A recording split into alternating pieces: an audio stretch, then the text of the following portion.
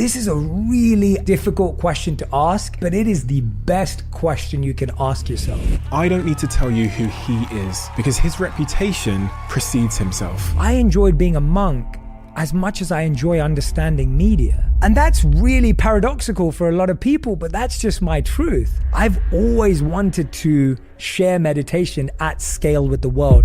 If you just keep trying to change your environment, hoping that your life's going to improve, you're going to feel dissatisfied at the next place. And I feel we're just conditioned to say, okay, you don't like your job, quit your job. You don't like your relationship, quit your relationship. And I think we just keep saying that it's this external shell that we're in, when it's actually this shell and what's happening inside of it that's defining all of these perspectives. I believe that to create happiness day to day, in 1 year, in 1 month, in a week, you have to have... Quick one, can you do me a favor if you're listening to this and hit the subscribe button, the follow button, wherever you're listening to this podcast? Thank you so much. Jay Shetty is a household name all around the world. He is someone that's provided inspiration, wisdom, and insight to billions of people using social media. I don't need to tell you who he is because his reputation precedes himself. In his early years, he was lost. Becoming a monk helped him to find himself. And through service, he's gone on to touch the lives of billions of people through social media. But who is he really? Who's the guy behind the following? Me and Jay have a connection that I'm yet to experience with pretty much any guest that's sat here with me. And I know you're going to feel that today.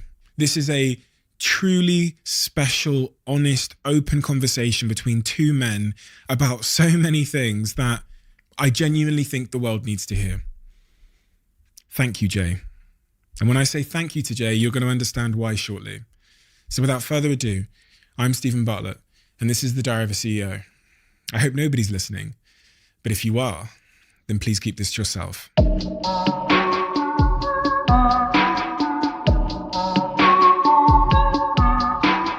Jay, first of all, I usually start these podcasts in a much more serious way, but it's good to see you back in the UK.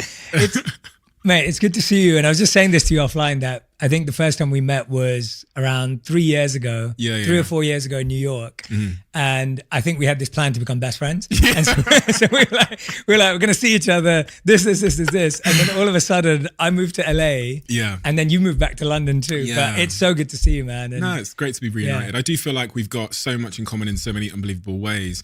But the reason why I was so excited by this conversation is because we've also got we've walked a different path in our lives. And you're such a self-aware, sort of self-analytical human being. So the wisdom that I've gained from watching you online over the years as someone that comes from London, is from the UK as well, and is speaking to the world through their content and channels, I found truly inspirational. So let's get into it. So one of the things I always start with people, and I think this comes from my experience with studying childhood psychology, is trying to understand what it was in their early years that has led them to go on the path they went on and ultimately to be sat here. When you look back at those early years in your life in growing up in London, what were the formative things that you point at in hindsight and go, do you know what, I wouldn't be who I am now, a bit of an anomaly, if that hadn't happened? I think one of the biggest things would be that I felt I mediated my parents' marriage when I was younger. And so I was their go-to person for my mum and my dad. Really? And I have a really good relationship with both of them and love them both. And they would come to me with their challenges and their issues and their pain points. And as I was growing up, I felt that I was always trying to reconcile, discuss, converse, negotiate for both of them on either side. And one thing I realized very early on as a young child was I never wanted to take a side. I never wanted to make one of them win and one of them lose. I never saw one of them right and one of them wrong. I really saw them both as two humans who were trying their best, but just like me, were naturally flawed and fallible and made mistakes. And I think that gave me a sense of compassion that runs through to today for myself and for others and for people that I work with and the people that we communicate through the podcast and videos, because I just saw very early on in my life that people could mean well, people could try their best, people could try to be loving and share kindness. but they could still feel that things weren't working out for them. So I look at that as a massive moment in my past, because now when I look back at it, I think I've just been doing this for so long. Like I feel like I started doing this when I was probably 6, 7, maybe 10 years old. And so now to be still doing it today, it feels like something that was a natural role that I embodied at that time. And it's now a role that has evolved into looking internally for myself, also looking at the things that I adopted from that time that were uncomfortable and things that made me question my own self-worth and my own meaning of life. What were those things? I would say that for me, I realized that we either try to repeat or avoid what we saw in our childhood. And that happens either unconsciously or consciously. So you could be unconsciously repeating what you saw in your childhood, or you could be consciously avoiding it. And I found that there were parts of me that were really great at avoiding some of the negative things, but there were also subconscious parts of me that adopted some of those behavior traits that I only discovered in the last 2 years. And so I'll give you an example with my wife. I sometimes played the role of sacrificing and over-giving, but then expecting her to give the same amount back. Now, the way I see sacrifice now is that if you sacrifice something for someone and then you want it back, it's not a sacrifice, it's a transaction. You can't give someone a discount and then ask them to pay full price and then say it was a sacrifice, because it wasn't, it was a transaction. And I saw that in my life, because of the way I'd received love from extended families or love from school or teachers or whatever it may have been, I was loved in that way, where I was loved, but then made to feel guilty if I didn't repay it in full. And I saw myself adopting that in my own loving relationships with my wife, with my family, with my sister. And I literally only spotted that 2 years ago. Wow. And I thought to myself, this has to stop. I can't repeat this cycle. What is the work you do to spot those, to illuminate some of those kind of subconscious behavior patterns that, because we all have them going on in the back room of our lives, in our minds. We have our childhood, the lessons we learn and the limiting beliefs we learn, almost acting as the puppet master of our adult lives. And so how does one get to a point where they can spot that and go, do you know what, that comes from that? What, is there an exercise you've done? Is there, you tell me. I think the first thing is that when you experience conflict with someone, or you experience a disagreement or a disconnect with someone, our society version is blame them, it's their fault, they upset you, they're wrong. And our friends will agree with that. When you go and tell your friend that so-and-so did something, they'll say, oh yeah, well, he or she's a XYZ, spending too much time in America, the XYZ of they're so-and-so, they're like this, they're like that. And actually in that moment, I think the best thing we can do is, what's my accountability in this? What part of this have I created for myself? This is a really uncomfortable, difficult question to ask, but it is the best question you can ask yourself. If every time something goes wrong or something doesn't work out, instead of blaming someone else or blaming yourself, if you can pause and say, what part of this am I responsible for? And I think the reason why that's difficult is because we see everything as binary. We see it as it's either their fault or it's all my fault. It's all your fault or it's all my fault. And the truth is, there is no all. It's all parts. It's partly your fault and it's partly my fault. But if I don't understand what my part to play is, then I can't actually understand it. So the first step is, what's my part? That's the first part of the exercise.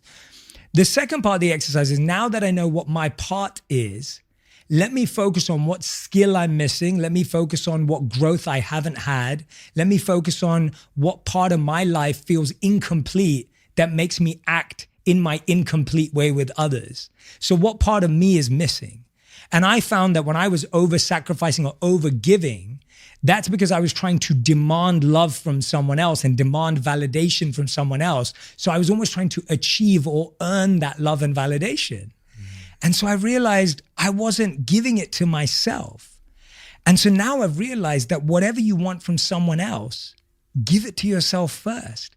If you want compliments from someone else, give them to yourself first. If you want validation from someone else, give it to yourself first. Because no matter how many of them they give you, if you never gave it to yourself in the first place, it will never be enough. So that's the second step. Whatever you want from someone else, give it to yourself first. And the third step I'd say to get to that self-awareness is simply sitting down and plotting the 3 most difficult times in your life. So sit down and write down what have been the 3 most difficult times in my life, or the most painful decision-making points of transition in my life. And then ask yourself, when you made good decisions, what was the environment like? Who were you listening to? What were people saying around you? And when you made poor decisions, what was the environment like? What were people saying? Who were you listening to? And you'll start to spot a pattern. And I found that in my life, anytime I make a good decision, most people disagree with me. I have to listen to my inner voice, and I'm usually doing something against the grain. Now that's my pattern, but everyone has to find their own. You've reached a point of self-awareness where you can literally pinpoint the steps of doing that. And obviously your coaching and all the work you do has exacerbated that extremely. Is there like a practical day-to-day habit you've installed in your life to be able to look back at how Jay's behaving on is it a notepad? Is it voice notes in your phone? Is it meditation? What is the day-to-day practice that's got you to this point? So I would say that over time I've done journaling. I love voice notes because I like speaking sometimes more than writing. But I'd say the biggest one, if I'm completely honest with you, Stephen, like sitting here with you and you're looking in my eyes, asking me that question, I'm like, the honest answer is I talk to myself a lot while driving. I talk out loud to myself a lot. And I will sit there while I'm driving and I will talk through that day about a situation where I didn't like how I behaved, or a situation where I was really happy about how I behaved. And so I'll pinpoint. And I always think it's really powerful to pinpoint a point where you were below your expectation and a point where you were above your expectation. And I'll sit there and I'll ask myself, why was it that I was above my expectation? Why did I have the ability in that moment to act in that way? I'll give an example of where I was below my expectation the other day. I was going to play tennis with a friend in the morning and I was running late, because I woke up, I was figuring things out that morning. I had a few work emails from the night before. I'm 8 hours ahead of LA right now, so I had things to catch up on. I'm running late to play tennis. We've got the court booked and it's only booked for an hour, so we might be late. Something really insignificant, by the way. I turn up and I meet the lady at the front and they haven't been able to give me a membership card because I'm only here for 10 days. And then I'm like, here's my membership number, and they can't figure it out and they don't know if I'm in the system, and now we're getting later for the court. And I'm holding my own and I'm on the verge of just being like, get on with it. Like, can't we, like, this is not that complicated. And I resist from that. But in my head, I'm thinking, why did that even happen? Like, why am I even feeling the urge to put a simple person trying to do their job? Why am I thinking to release my anger and anguish onto them? And when I thought about that later that day, it was all because I was late. I was frustrated that my friend's going to be upset that we're 30 minutes late for the court. I was upset that we're going to get even less time. And I was about to take it out on an innocent person who actually has nothing to do with any of it, who's trying to do their job. And so for me, talking out loud when I'm on my own, spending time, actually, now when I'm answering your question, spending time alone is the only place where you get to have these conversations. And most of us are spending time away from being alone because we're scared of having these conversations. I'm sure you've seen, they did that study where they asked men and women whether they either wanted to be alone with their thoughts for 15 minutes or give themselves an electric shock. Now, the results will surprise you. 30% of women gave themselves an electric shock, and 60% of men gave themselves an electric shock. And the reason was because they didn't want to be alone with their thoughts for 15 minutes. We struggle so much with the idea of being present in our own minds and bodies and hearts that we distract ourselves. So really the habit is being present with myself, with my thoughts, and working through when I'm happy with myself and when I think I could have done better. You know, I really, really can relate to that point about not wanting to be alone with your thoughts, not from my own experiences, but because I've got friends around me, specifically over the last year when we've been in this lockdown, who have really struggled. And even over the Christmas period, I've got a couple of friends who really, really struggle because they are alone with their thoughts. And you've spoken there to the value of sitting alone with your thoughts and silence and self-contemplation. But what is it in a human that makes them not want to be alone with their thoughts? Why for some are their thoughts such an unpleasant place to be? I think it's because we've equated loneliness and being alone with abandonment. And those are two completely different ideas. You can be lonely, but that doesn't mean you've been abandoned. And we confuse this so much. Paul Tillich writes about this, and he says that the challenge today is that we think that there's only one word for being alone, and we call it loneliness. And he says we've forgotten about a second word. It's called solitude. Solitude and loneliness externally look the same, but they're completely different things. And he says that solitude is the strength of being alone, and loneliness is the weakness. And to me, it's because being alone feels like abandonment. It feels like everyone has left us. It feels like we're alone at the end of the party and no one's going to stay. We've created a feeling of being enamored and being forced to admire being together. My other half, my better half, the person who completes me. It's like all of this language is phrased in a way to make you feel half and incomplete. When someone came to school and they didn't have someone to sit next to them, that person was considered the loner. If you had a birthday party and no one showed up, you were considered unpopular. All of our self-worth since we were young has been defined by, do you have people around you? Not the quality of those people, not the depth of those people, not how much those people actually love you. Just, did you have people around you? And so we've just been conditioned to believe that being alone means being lonely, means being abandoned. When actually being in solitude could be the most beautiful thing we could do. So it's just, as a society, we've got to unlearn that conditioning that's made us forcefully believe that if you don't have someone else, if you turn up to a wedding and you don't have a +1, that's like one of the most stressful things for people. I don't know who I'm going to take.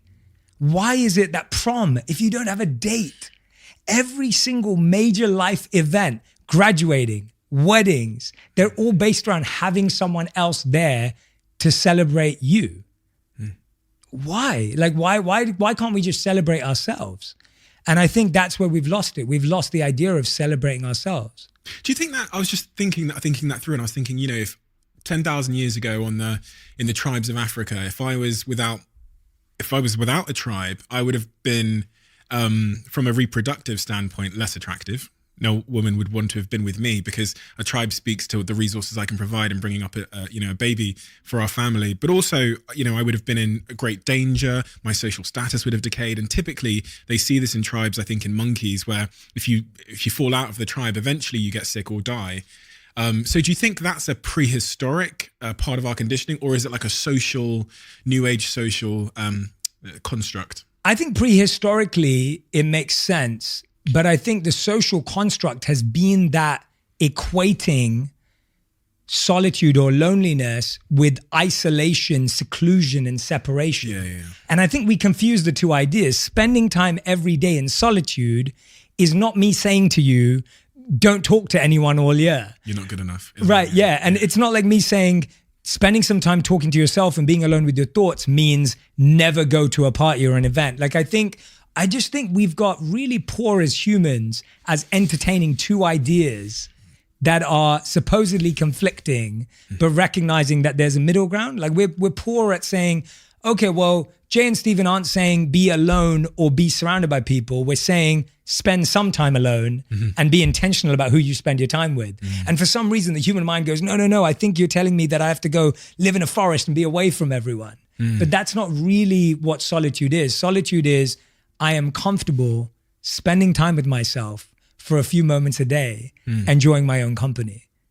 And speaking of spending time with people then, so one of the concepts you write a lot about is this kind of 75% rule. People often discuss the importance of the company you keep, whether it's their wisdom, their attitude, their positivity, their optimism, whatever, and the effect that can have on you as a human being. What have you done in your life? And also, what is the importance, from what you've experienced, of surrounding yourself with people that have good values, that are equally ambitious, that share a sort of similarities as it relates to who you want to become? Is it important? Does it matter? I think one of the biggest mistakes I've made, and I think we make as humans, is we often look for divinity in humanity. You're looking for that divine person that has all the answers and that is infallible and perfect. And when you seek divinity in humanity, you're left with insecurity and anxiety because no one fulfills that divine search. And so for me, what I really had to understand as I went down that road and felt like I was let down and felt like people made me feel unworthy or unequipped was I recognized that there were 4 pillars of relationships. And they are care, competence, consistency, and character.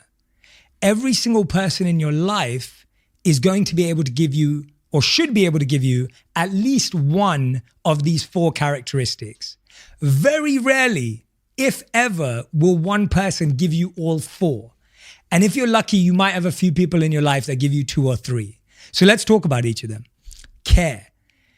My mom. There is no one in the world who cares for me more than my mom. She would do anything for me. She'd be there for me. All she wants to make sure, doesn't matter what I've achieved or what I've done. If she picks up the phone to me, her first question is, have you eaten? What did you eat? Are you safe? Are you healthy? Right? Like that's all she cares about. Now, my mom isn't the person that I go to for business advice, or she's not the person, I'm saying hypothetically, that I go to for social media advice. That's not her competence, but she doesn't need to be. She cares for me, and that's what I get from her. Now, let's go to competence. If I'm thinking about starting a business, new dragon over here, right? Like you'd be a great friend to call up. You're someone who understands what it takes to get investors, scale a business, build teams, manage internationally, grow, scale, sell. Like you have that journey and you have that network, you have that career. I'd also care about you. I know you also care about me. So I've got 2 out of 4 in you. And you got good character. You don't have the consistency though, because we don't see each other enough. So 3 out of 4. 75%. Yeah, 75%. And so for me is that perfect example of there's competence there and there is care there, which is wonderful. And there's character there. I believe you're someone of good character. And that's the next one, character. There are some people in our life that hold us to higher values. They help us grow with greater integrity. They help us see things beyond what we're chasing. They make us look beyond our desires and make us recognize that there's so much more to life. And those people are massively important. And those people may not be the people we see every week. They may not be the people we see every day. They may not be the people that we call up, but you need them as your compass. The people with character are your compass. And then finally, you have the people that are consistent.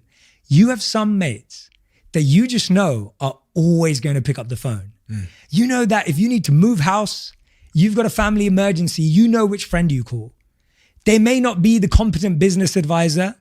They may care about you, but they don't care about you as deeply as your mom does, but they are consistently always there for you. And that's beautiful. But the problem is when we look at our consistent friend, we think, well, why are you not competent? We look at our competent friend, we think, why don't you have good character? We look at our character friend and say, well, why aren't you always there? And so we're always looking for which C they don't have rather than appreciating for them for exactly what they bring to our life. You know, I met your wonderful wife. Yeah, you did. Yeah, in New York. Yeah. Honestly, in a room full of hundreds and hundreds of people, if there was a light, if she felt like a physical, like a light in the room, just her energy was just unbelievable. And it's remarkable because she felt so much like you in so many ways. I'm guessing when you were talking about that third point about character and values and showing you things in life that are beyond what you might have thought and the meaning of life, I'm from my own 10-minute, conversation with her, I feel like she must be in that category, right? Yeah. Right. I always used to say to people, like, so people become friends with me and I hope they like me. And then I introduce them to my wife and then I never hear from them again. Yeah. So she steals all my friends. And I'm not even just saying that, like, that's genuinely true. She has stolen every single one of my friends as soon as they meet her. Surprised. So I can't introduce anyone to her anymore. But yeah, she's just, I don't know how, and it's been interesting because my wife has taught me so much more about me and life than I ever thought a partner could. And it's because my wife and I have been together since before my external career took off. And so she was with me when I had no money, no job. She introduced me to her family when I had no money, no job. I met her parents, I met her extended family. I had no career plan. So I've been with her for around 8 years now, and far before everything kind of took off externally. And what was really, really phenomenal was as my life took off externally, I started to develop this need for validation from her for what I was achieving. So if I'd get a big deal, I'd be like, look what I did. Like, look what I did. Like, isn't this amazing? And she wouldn't be impressed by it.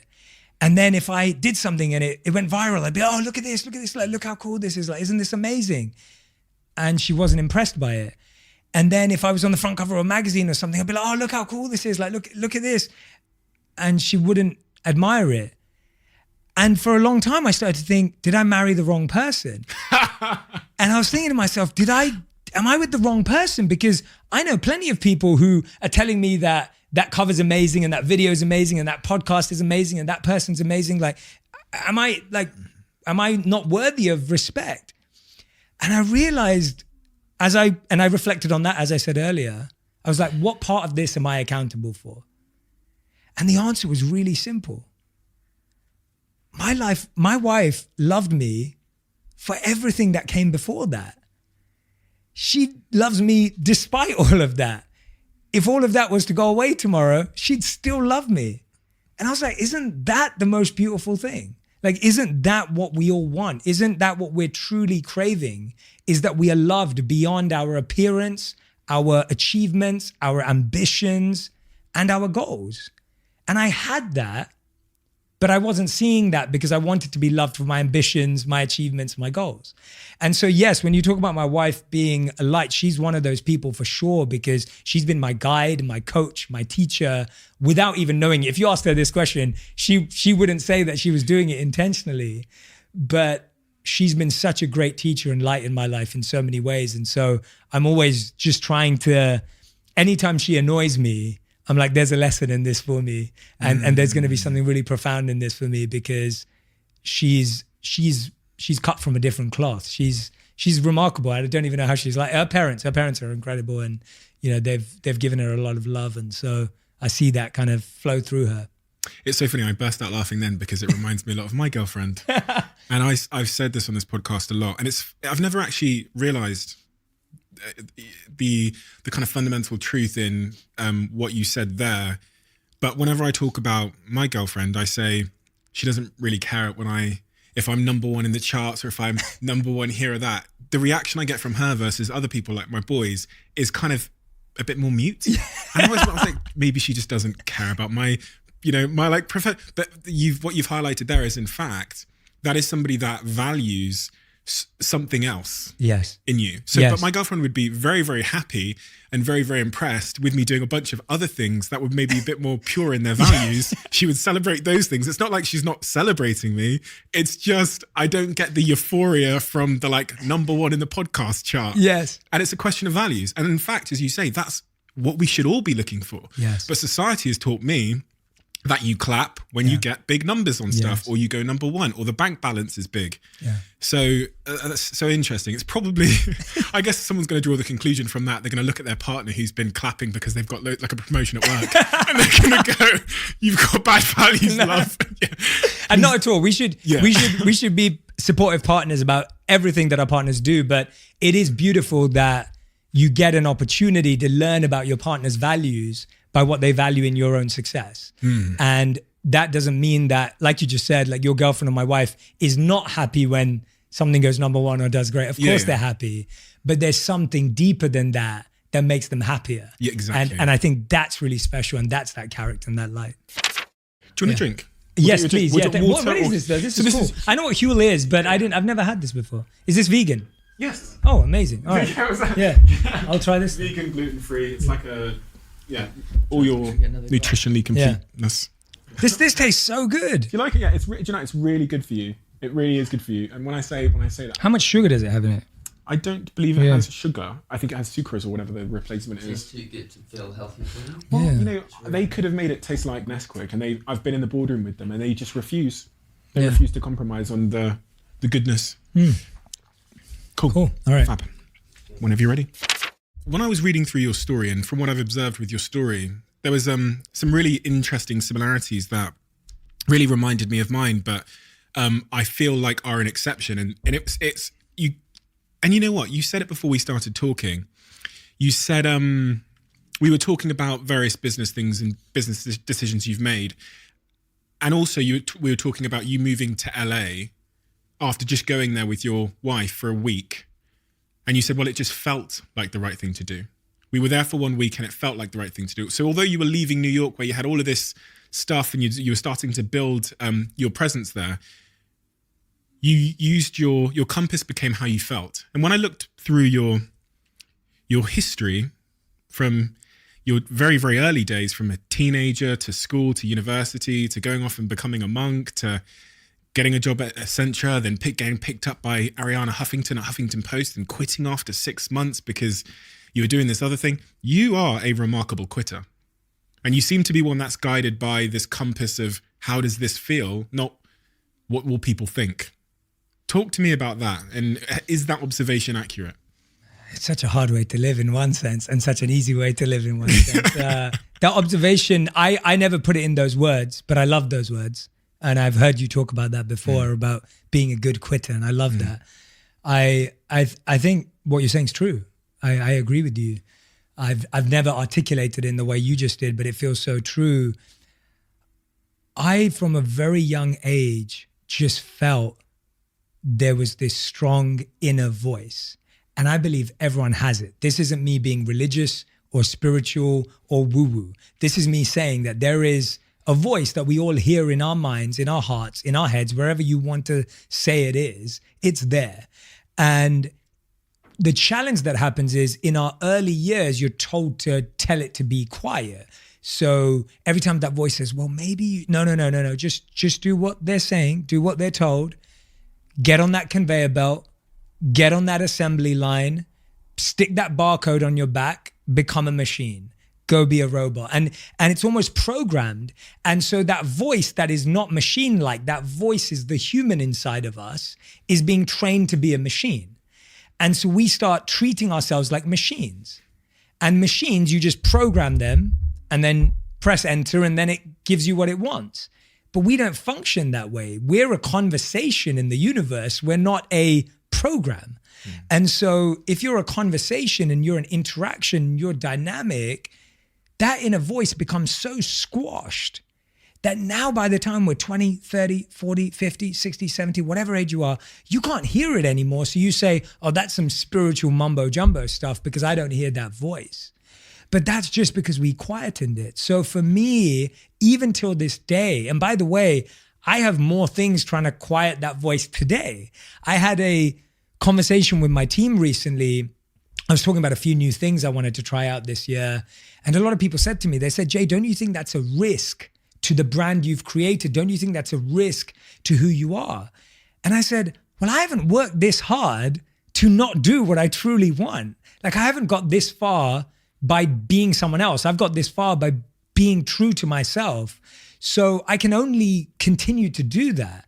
And so, yes, there are things that I do that are slightly unconventional for people who've been monks in the past. There are certain ways that I live my life, and there are certain things that I enjoy. And I always say this, I enjoyed being a monk as much as I enjoy understanding media. And that's really paradoxical for a lot of people, but that's just my truth. I enjoy building a business and learning about what it takes as much as I learn trying to understand how to meditate deeper and go internal. I enjoy and appreciate what I gain from all these pursuits. And I see them as being this beautiful, beautiful symbiotic, synergetic combination of learning and life and experience. But the problem is our mind has said, no, those things are paradoxical. That's an oxymoron. You can't connect those two things.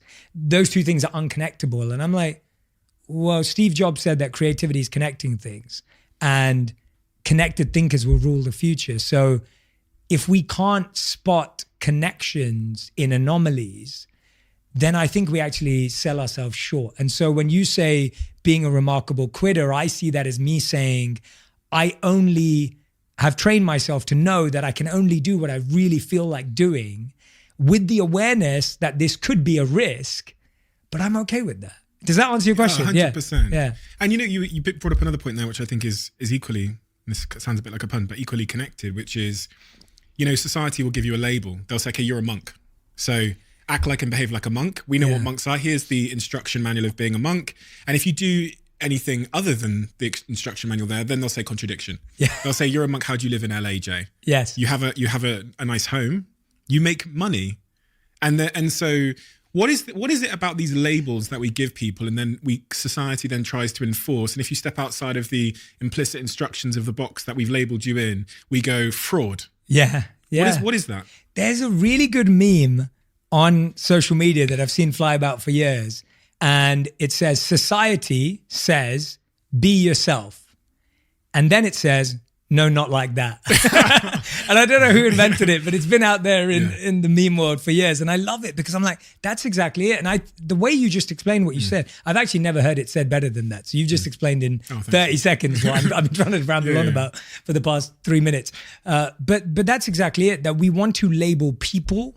We want to label things. We want to label everyone. Now let's take The Rock, Dwayne The Rock Johnson. We could label him a wrestler.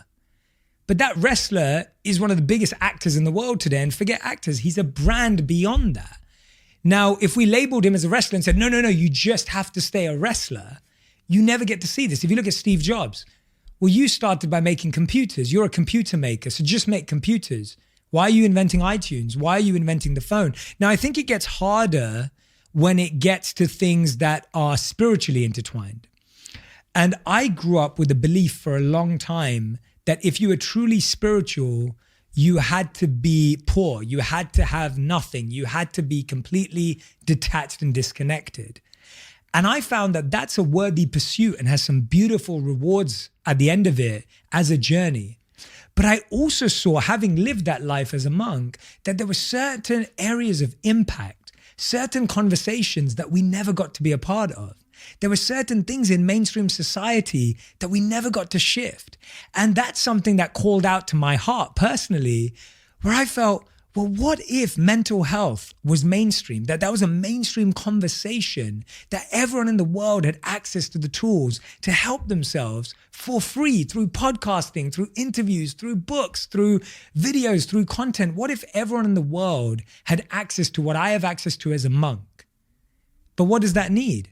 That needs staff, it needs employees, it needs 8 cameras, it needs a microphone, it needs people, it needs teams, it needs a business.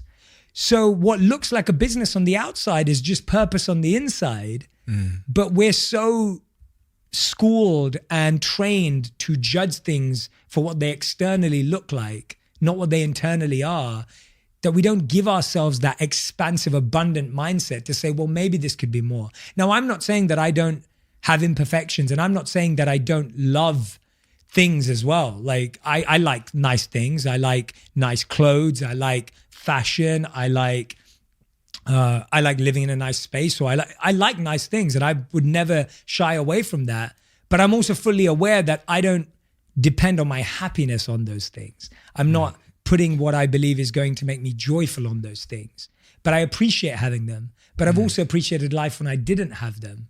So they've never defined whether I've worked hard or worked on my purpose, if that makes sense. 100%. You know, there's two times in this conversation where you've made points where the kind of conclusion that my head has arrived at is we have to meet in the middle if we're going to make progress. Yeah. The first time you did that was when you were talking about having like an argument with a wife or a partner or whatever it might be, and you've got to actually like meet in the middle and say, this is maybe where I can improve, and maybe this is where, you know, you've stepped to foul. And then you said it again there with the example of spirituality and probably like the business world. They're seen as polar opposites. One is all about, you know, maybe a less of a desire for material possession and attainment and climbing and capitalism, and the other is the definition of it. And you're saying, well, really, if we are to spread the message of spirituality around the world, we're going to need to learn a little bit from the other side about building and scaling. And I just think that phrase, the truth is in the middle, has haunted me for the last couple of weeks since I came back from Indonesia, because it seems to be the nature of everything. And we're actually moving away from that as a polarized society: black, white, the police, the people, rich, poor, you know, man, woman. Exactly. And it's beautiful you said that, actually, because the Buddha always talked about the middle path. So he called it the middle path for that reason, from what you just said, that it was always about the middle path, that the answer was somewhere. I interviewed Kristen Bell recently, and she wrote a book called Why the World Needs More Purple People. And that's because of the red and blue states. Yeah. So the idea of like meeting in the middle, that there's some answers that you only come across if you can entertain this idea and look for the connection. And what I love is that for everything we're talking about, someone's thought about it and talked about it before. And when I think of someone who defined what we're talking about really well, and this is a quote, a thought, an insight that I try and live my life by, and it's from Martin Luther King. And he said that the people that love peace need to learn to organize themselves as well as the people who love war. And to me, that's what's been missing for so long in spirituality and wellness and health, is that we can speak about these things in this really organic, beautiful way. But if it doesn't get organized, and if it doesn't get strategic, and it doesn't get focused, it just kind of feels like splattered paint. And it doesn't allow people to practically apply it in their life. So sometimes when people say, Jay, what you're saying is so simple, it's so basic, I'm like, yeah, I'm choosing to do that because that's what we all need. Like, don't we all need to make this really simple and easy and practical? I know that's what I need. And by the way, I love getting caught up in a heady intellectual conversation. And I've studied the Vedas that are 5,000 years old, and I can reel off verses and talk about philosophical intricacies, but I don't think that's going to help people at this stage. And that doesn't help me when I started. So for me, I like to focus in on how can we get focused around powerful, simple ideas. And a powerful, simple idea that loads of my guests come here and talk about, and it's interesting that they do because they are incredibly successful people typically, is this idea of meditation and the power of meditation. Now, I've heard this word meditation for many a year, and increasingly over time, I've become more compelled by it and started doing it. Thanks a lot to my girlfriend as well. And you write about it a lot in your book. I mean, a couple of the chapters mention, pretty much several of the chapters mention the power of meditation. Talk to me about this simple idea of meditation and what the impact has been for you and can be for those listening.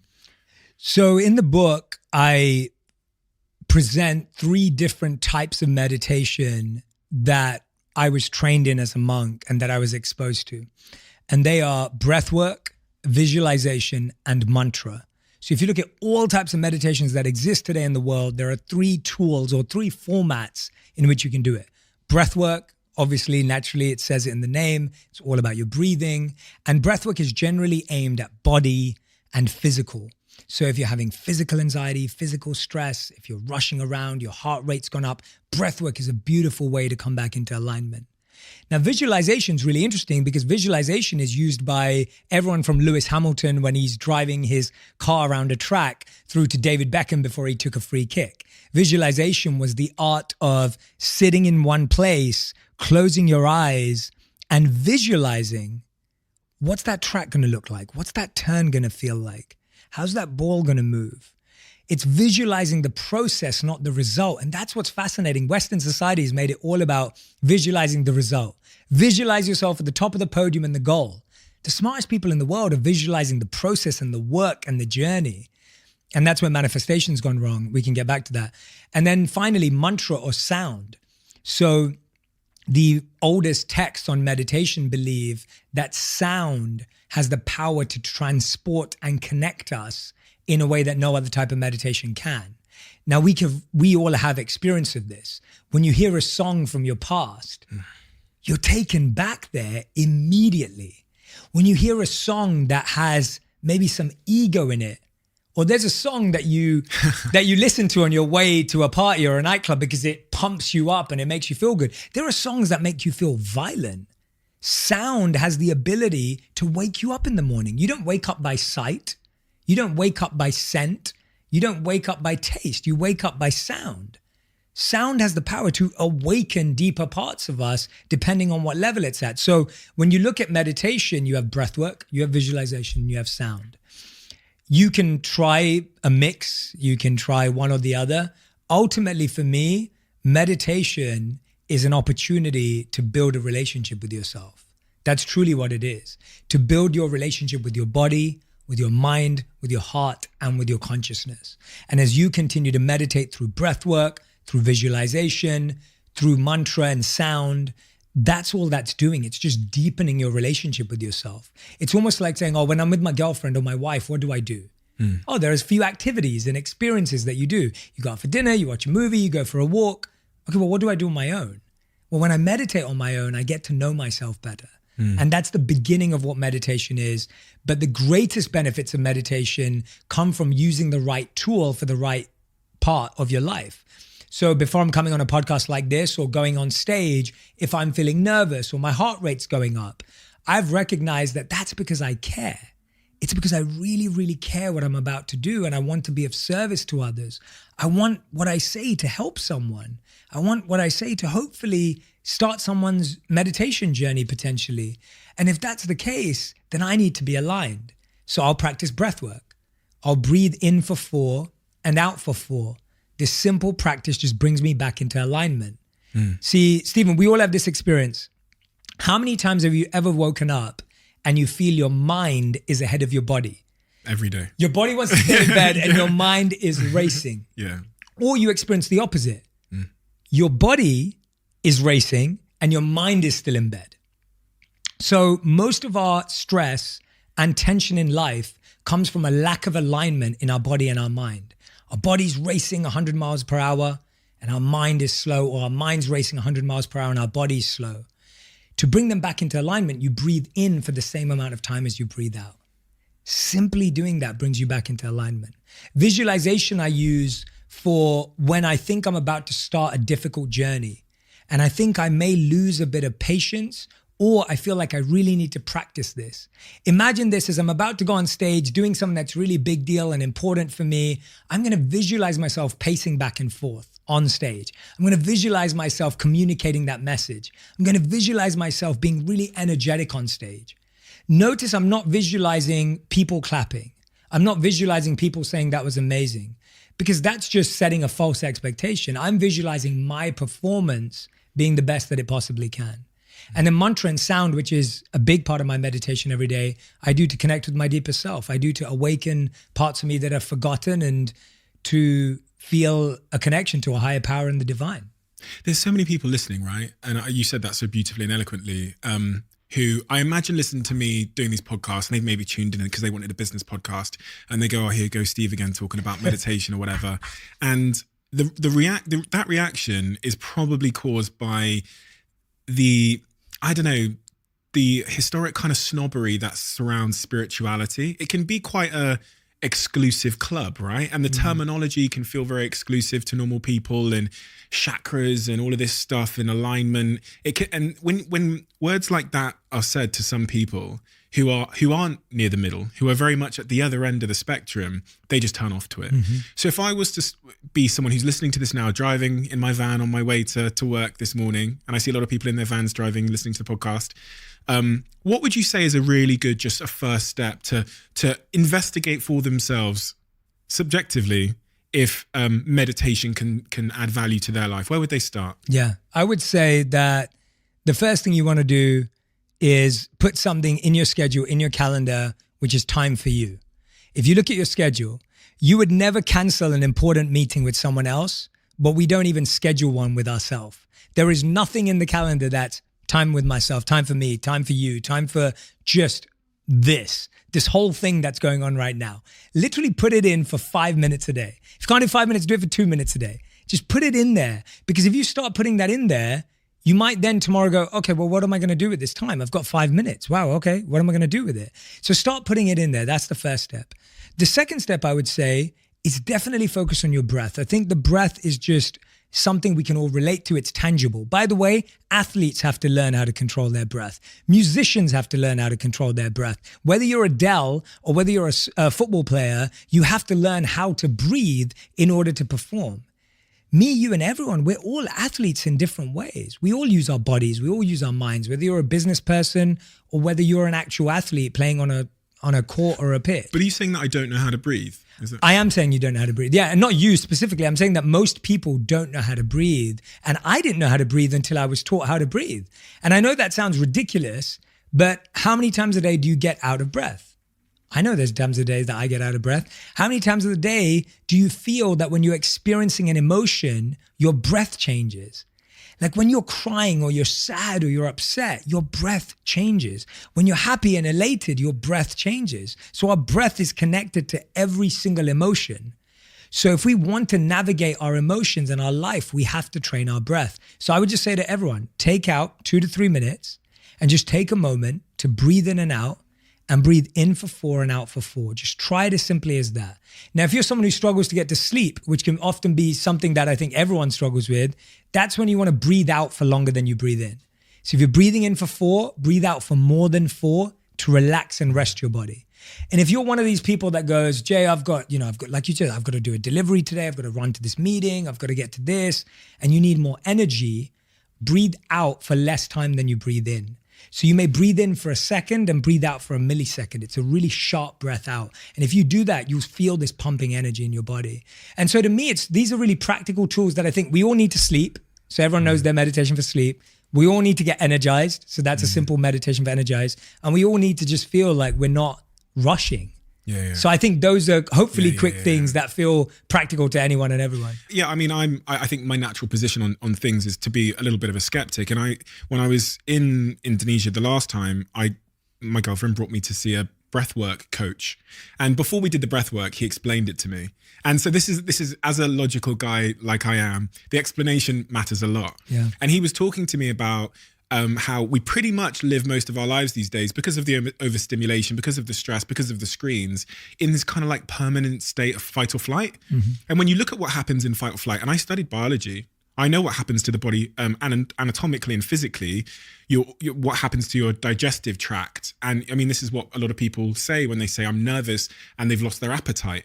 That's your body preparing and keeping the minerals and nutrients it needs to expend energy to help you in a situation on the Serengeti when a lion is running at you. That's a very prehistoric, innate part of our conditioning. And we do live on edge. Our notifications run our lives and all of these things. So when we think about why people might be getting a little bit more anxious day to day, it's probably because we're living in like a heightened state of fight or flight. And one of the things that happens in fight or flight as well is your breathing changes. So yeah, and then I think about the moments where I'm feeling a little bit stressed. And one thing I've done, it's so funny, my head went straight to New York City, is I'll stop and I'll just go, and whenever I do that, someone turns to me and goes, are you okay? Yeah. They always go, okay, I'm fine. I'm just like I am now. Yeah. But no, I completely agree. And I think it's one of those things that I think everybody listening, regardless of who you are or how much of a tough guy you are, you should definitely consider you're a yourself. tough guy, Stephen, so you know. Not really. No, not really. No. I'm a bit soft, okay, around the edges. Let's talk a little bit about fear then, because we talked about that there. In your book, in chapter 3, you talk about there being good fear and bad fear. How can fear be a good thing? I realized that fear could be healthy or unhealthy based on how I used it. And most of us don't realize that we get consumed by fear instead of using fear. So fear becomes our being, in the sense that fear becomes what controls us. It tells us what we should do and what we shouldn't do. It tells us how we should think and we shouldn't think. It stops us from doing stuff that's really important to us. And it makes us do things that we would never, ever do. It makes us say things to people that we love that we would never want to say to them. And on the other end, it stops you from saying things you really want to say to someone because you don't want to appear weak and your ego won't let you. So fear takes this really magnetic controlling effect on our whole lives. But fear at the same time can be one of the healthiest things because it's basically giving you a signal as to what's important. It's basically giving you as a signal as to how you feel. And when you use it as a signal, not as a suggestion or a push, it changes everything. So let's make that practical. When you are in your home and if the fire alarm goes off, that gives you a signal to say, check for the fire, check if there's a fire, right? Now, if you go, oh, just turn it off, it doesn't matter. Let's avoid my fear. Let's avoid it. Let's just turn it off. Let's forget about it. Your house could burn down. Or if you're lucky, there was nothing and it's fine. But the odds are that there could be a fire. Now, if you're someone who goes, well, let me inspect it. Let me be curious about that. I am scared that there's a fire in my house now that I've heard the fire alarm, but let me be curious. Let me inspect. Let me check. Imagine we approached our fear in that way. Imagine every time I felt scared of something, I said, well, let me get curious about this. Why am I scared of this? Why is it affecting me so much? What about this scares me? Is it all of it? Or is it just a part of it? When you start doing it, you start to break that fear down. And that's the healthy way of looking at fear rather than the unhealthy way of saying, forget about it, keep it away from me. I don't want to go there. And so for me, I really feel that fear is what blocks us from these beautiful breakthroughs in life. And it has such a chokehold on us, like it has such a strong hold on us. And I think most of us are living our lives because we're scared of what someone will say, what someone will think, or what someone will do. And that feels like something that we're going to regret when we're at the end of our lives. Well, they do, right? So they interview people, as you know, on their deathbed, and this is the number one regret of the dying. Your DMs, they must be full of people that are exhibiting exactly that behavior, because I know mine are. Yeah. A young person saying, I'm in this job, I'm in this relationship, it sucks, but... Yeah. Fear, right? Yes. Fear of change, fear of uncertainty, whatever it might be. What do you typically say to those people that, you know, they hate the situation they're in, but the fear is kind of imprisoning them into inaction? I think I always meet it. I was saying this to someone on my team this morning, actually. I always try and meet everyone with compassion and not judgment, because I know what it feels like to experience that. And I still experience that in different areas of my life. So it's always there. And I think if you don't meet it with compassion, you can kind of say something really energetic in the moment and kind of make them feel like they've solved it. But that isn't really wearing it down. I think for me, the first thing is to acknowledge that that fear is real, to acknowledge that there potentially will be backlash, that there potentially will be someone who's upset. Because I think often we're told, oh no, just do what you want and it doesn't matter. And I'm like, well, it does matter, because maybe you are a good person and you don't want someone to be upset, or you don't want to let your parents down, or you don't want to hurt someone, right? Or you don't want to ruin your reputation by quitting your job or whatever it may be. And I think it's important to acknowledge that that's real and that may happen.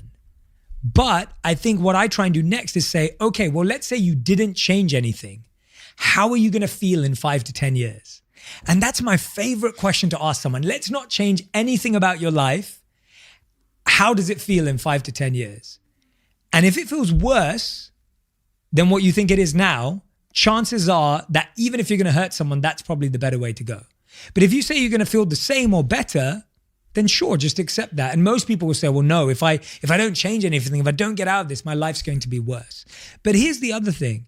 I think we're always conditioned to think that we need to change our situation to create a change in our life. And actually, with what both of us believe, it's all about a change in perspective and mindset. I have learned things from jobs that I hated, but that are so useful to me right now. I have learned things from relationships with people I've had, and those people that I didn't get along with, but those lessons are still serving me today. I've been in countless situations where I wanted to get out that situation, but that situation was perfectly designed to show me something. And the problem is we're constantly trying to just move and get away. And so really what I say to everyone is I want you to find out what is the perspective shift that this situation is trying to create in your life. Because if you take that with you, that perspective is going to stay with you no matter the situation. But if you just keep trying to change your environment, hoping that your life's going to improve, you're going to feel dissatisfied at the next place and the next place and the one after that. And I feel we're just conditioned to say, okay, you don't like your job, quit your job. You don't like your relationship, quit your relationship. It's not the job or relationship, it's the way you see it. And I think we just keep saying that it's this external shell that we're in, when it's actually this shell and what's happening inside of it that's defining all of these perspectives. So much, I mean, that was an unbelievably beautiful answer. And I'm going to 100% steal that answer. I want you to know, especially that 5-year point, because it is a really good sort of mental game to role play. One of the things I was thinking when you were talking then is about a lot of those messages that we'll get on Instagram or wherever it might be. They're centered in insecurity, some kind of insecurity. And because we have a lot of followers, you significantly more than me, and because we have a big audience, what people will assume is that we have all the answers, that we've got it all figured out and that we live our lives like saints. And I always want to be really clear on this podcast that I absolutely do not. Same. So let's talk about that.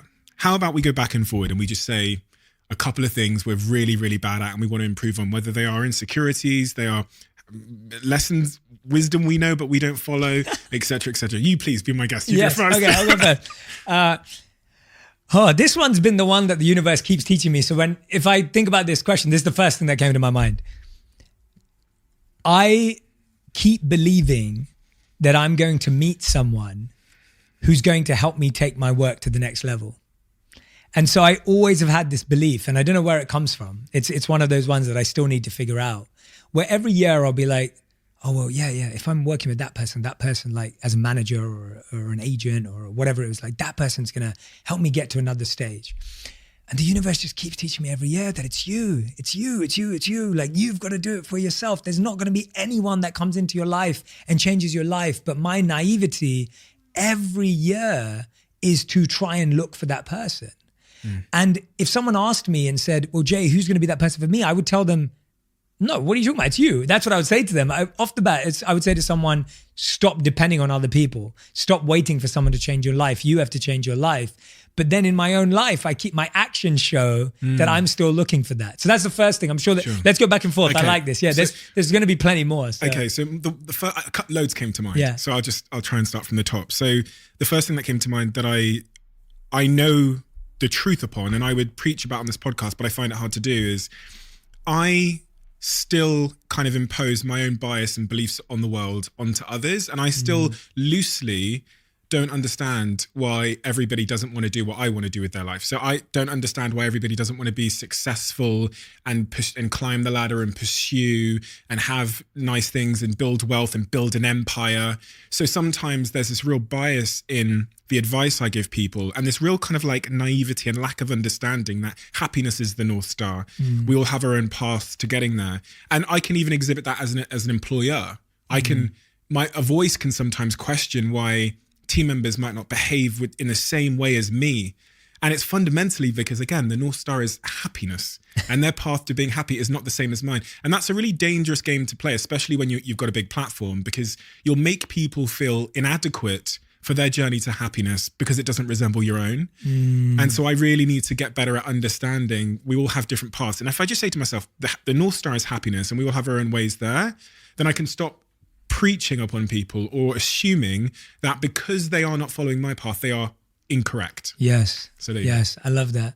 I think one of the biggest things I obviously talk about is asking people to take time for themselves and make time for themselves. You already know where this is going. And I think it's really interesting because I think I try and I think I do, but I know that this year when it came to, so I try and take a full month off every year for myself. And usually I go to India, and because of COVID, I haven't been able to go for the last 2 years. And I usually go and live with the monks again and take part in all the meditations and practices for a month. And it's one of my favorite things to do. And I haven't been able to do it for the last 2 years. So I still decided I would take a month off.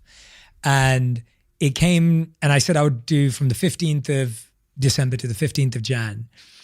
And then I found out a week before that I kind of had to stay for an extra week in LA for work. So I delayed it. And I was like, all right, I'm going to do 22nd of December to the 17th of Jan. And then I got to London, I started taking that break off, but it was like, I got to a point where I could see that I'd been delaying my self-care. And I kept delaying it even by that week. And in that week before I left, I could tell that I needed a break. Like I needed to switch off. And my advice to everyone is don't let it get to that point. You've got to take it just before that.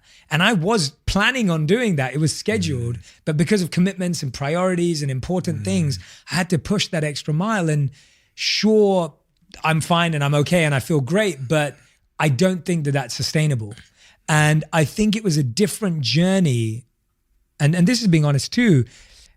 I don't think I'm a proponent of work-life balance, although it may appear that way. So this may actually be a perception thing. I think people may perceive that Jay believes in perfect work-life balance. And the truth is I don't. I believe in purpose. And purpose to me is being obsessed about what you care about and what's important to you.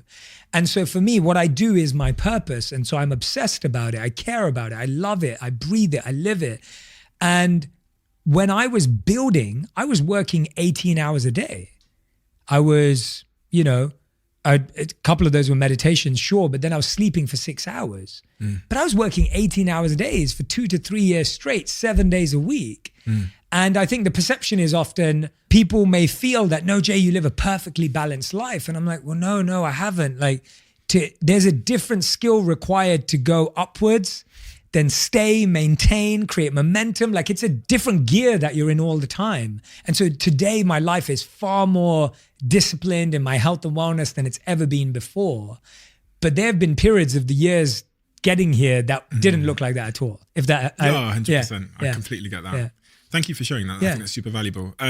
My next one would be what you described at the tennis court, which was some days, especially because these are probably, everything I say now is probably going to be an excuse, but I'm going to say it anyway. But I've presented it as an excuse, so hopefully that kind of is okay. But I think I've geared my mind to care so much about being time efficient. Yes. That in situations where things aren't moving with the efficiency that I demand from my business life. Yeah, because you put your hand up here. That because of my expectations are of efficiency and speed. When I encounter a situation, maybe like the people that were bumbling around with the clipboard at the tennis court that you described, trying to find your membership or whatever, my expectation goes unmet, frustration arrives, and then I might compromise on the way that I behave. Yeah. And that might mean being abrupt, being too forward with somebody, or being too harsh, or lacking compassion in the way that I say something. People don't know this about me, but when I'm alone, I think about this. It's probably the number one thing I think about. I reflect on how I treated people that day. Yes. And there's been too many days in a row where I've gone, you fucked that up again, Steve. Yeah. Be better tomorrow. And then I'll come into tomorrow, the expectation will go unmet. I'll become a person I don't want to be. And I'll say to myself in my private time, I'll say, you fucked that up again. Yeah. And I've been doing that too much for too long. I think we all have. I talk about it in my book. I had this moment, same thing as you just said. This was a couple of years ago in LA, and I was traveling around in Ubers and going here and there and getting in or Lyft and calling one and jumping in and going on. And I got in and I was on my phone and doing whatever. And then 5 minutes later, I realized we hadn't moved. and that's how consumed I was on my phone, whether I was scrolling or texting or emailing. And I said to the driver, I said, is everything okay? And he said, you didn't say hello.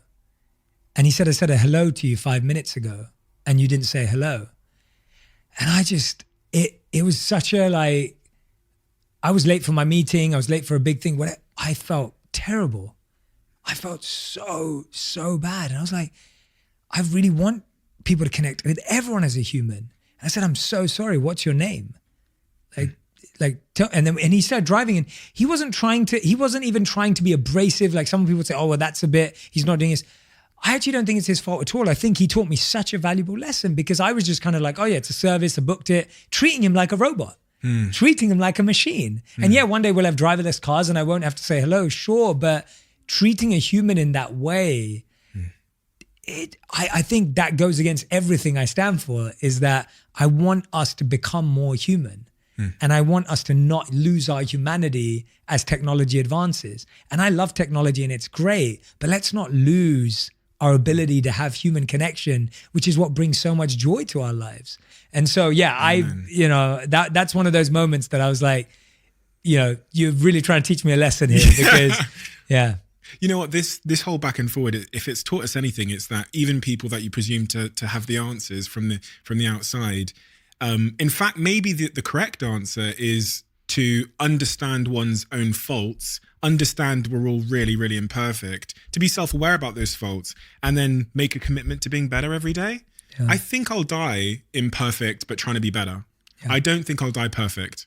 And I think that is maybe, there'll probably be people that view the work that you do and say, God, he's got it all figured out, 100% of things. And I don't, so I'm inadequate. Yes.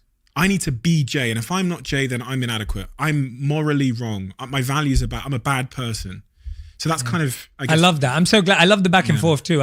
For me, it's always wonderful to talk about these things. And I think that's what our generation has changed in this space. Because I think we did live at a time when gurus and guides and coaches were revered as flawless, perfect, and you never really saw the behind the scenes. And I think I always say to my team, like, I'm always trying to, I don't even want that pressure. It's pressure, and it actually stops you from being sincere and genuine and authentic. And I feel that pressure sometimes. Like, I feel that pressure when someone has a question and I need to rush off, and I'm like, I want to answer it, but I also need to rush off. And I feel that pressure. And it's just, I've realized I don't want that pressure, like, because I'm not perfect and I don't want to try and pretend I am, or I don't want to have to live up to it, because it will just let someone down. And it's really interesting because this was probably around 11 years ago now. And I was mentoring before I became a monk. When I was a monk, I was a mentor, and then I became a coach. And whenever I took on a mentee or a coaching client or anyone, one of the first things I'd say to them in our first meeting is, I just want you to know that I will let you down. I just want you to know that there will be something I do that upsets you, disappoints you, or lets you down. If you're okay with that, let's get started. Like, let's get going. And I saw the amount of people that walked out that door. Really? Yeah, there were people that left because they were expecting divinity and humanity, and they were expecting perfection. And I'm really happy that they left, because I would never have been able to live up to that. And I don't even want the pressure. And so I'm really clear with people even now. Like, I work with so many clients, and that's one of the first things I'll say to them. And you see that the people that stay recognize that, because they understand they have flaws, and we all do. And I also took off the pressure, especially in coaching, where a lot of people think you can change their life. And as an immature coach or therapist, you may think you can change someone else's life.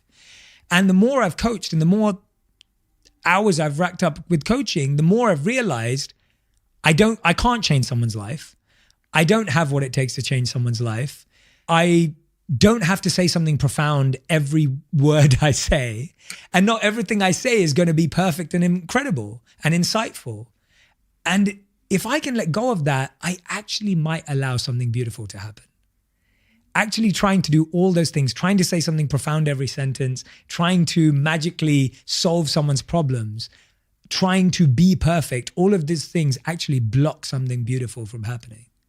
It's kind of interesting because it very much links to what you said about not putting the expectation on the outcome. You said that earlier. I'm not going to try and change your life today, but let's just focus in, as you said earlier, on the process of like what we can do today. I guess part of my point, the first thing that came to mind there was, we both write quotes and put them out on the internet and that kind of thing. But I'm going to be completely honest. When I write quotes on Instagram, I have no expectation that it's going to change the life of pretty much, I actually don't think, even if people agree with it, most of them won't actually do anything. Probably over 95, maybe 99% of them. But what does it take to have an impact on someone's life? Is it something that you can do as a coach, or is it something inside them that is, you're just the oxygen to their flame? What is it? I believe that we need different language, different perspectives, different faces, different voices to connect with every person on the planet. You're going to say the same thing in your own way, from your own mind and heart and your experience, and that's going to touch someone in a way that what I said can't. And then I'm going to say something in a context that's going to impact someone else that your words may not speak to, because I've heard truth again and again and again and again and again.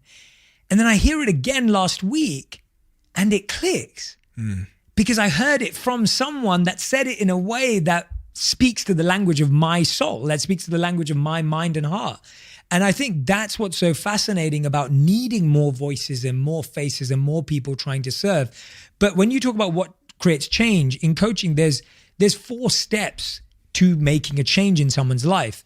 It goes theoretical, meaningful, practical, and applicable. So most people, when they like a post on Instagram, or maybe they comment, that's them saying, theoretically, I agree with this and I understand it. I understand the theory that what you're saying is true and I like it and I agree with it theoretically. But that theoretical understanding doesn't create transformation. That theoretical understanding doesn't change someone's life. It may hit them here and hit them here. The next step actually is from here to here, which is it meaningful to them? So I'll give an example. Let's say someone reads a quote, but they just lost their parent or they just lost a family member they love. I know I've had that happen to me in the last couple of years. I'm sure many people listening have. Now it's not theory. It's meaningful because it's hit your heart. It's gone from here to here. And you're like, okay, that really resonated. But again, that doesn't change your life because now it's meaningful, it's emotional, it's internal, but that hasn't changed in your action or your behavior. So the next step is making that practical. Okay, Stephen wrote that amazing quote. How do I make that practical? Let me reflect. This is the work that the coachee or the client needs to do. Okay, Stephen presented it beautifully. It connected with my head. It hit my heart. How do I actually make that practical in my day-to-day life? I'm not Stephen, I'm not Jay. How do I actually practically do that? And then finally, what's the part that I apply and take action on? So as a receiver of wisdom and knowledge, you have to do half that journey. All you can do is the theoretical and the meaningful. And you may even help with practical tips and application, but someone still has to sit there and go, how do I do that? Unless you're sitting them with them one-on-one, obviously. And you can't do the practical bit for someone else forever. Ever, yeah. You could maybe help them today or tomorrow. Totally. But not for a lifetime. It's not going to be the fishing rod.